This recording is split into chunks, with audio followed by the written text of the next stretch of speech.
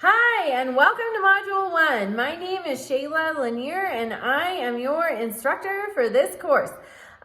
This is a fabulous course where you, in week 7, Module 7, will submit a project. And that seems daunting, but it's not. Each module has little pieces of your project, so you're going to be working on it all along the way. So this week, you're going to have your first discussion post, which is mandatory to be able to continue in the class, and it is due Thursday, your initial post, and then you need to reply to at least 2 of your peers by Sunday. And I always look forward to these first posts because it gives me a little insight into who you are, and I enjoy that. The Module 7 project, just keep it in mind as you're going through the course. Everywhere that we look, there are examples of historical exhibits.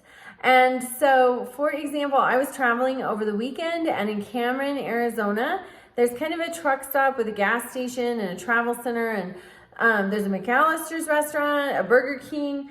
But in the travel center, they have a little history walk, and it's on the floor. I'm going to attach 2 photos I took of it to this announcement, so you can kind of get an idea. So the exhibit does not have to be grandiose, but it needs to be in a prominent, public place. And I mean, this was really just at a very nice gas station, but it is a powerful exhibit. And you just walked in a circle around the desk, and it has wonderful, wonderful examples.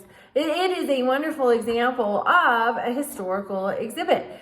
So this week, be sure to read the introduction, read the guide. The resources are fabulous, especially the one that explains history as opposed to just the past. The past is what happened before. History is really the study of the past.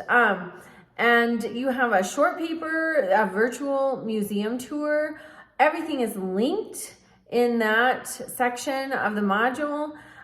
Always, when you do assignments, be sure and check the rubric and the guidelines, because there are very helpful tidbits in there. Obviously, it's everything I'm looking for when I grade, but there are helpful tidbits in there that will help you do your best work on the assignments. And that the paper of your museum tour is due on Sunday. And then let's see here. And you're going to describe 2 exhibits from the virtual museum tour, and you're going to describe the historical context. So what was going on? Why these artifacts? Why were they selected? What was happening? You're going to summarize how the museum presents the historical narrative.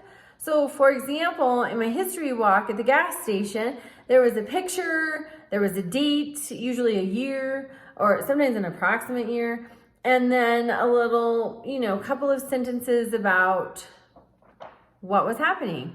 And then you're going to summarize how one of the exhibits shows how the past can relate to the present. Because always in history, we start out at a fixed point in time, but we always need to know, how do we get here?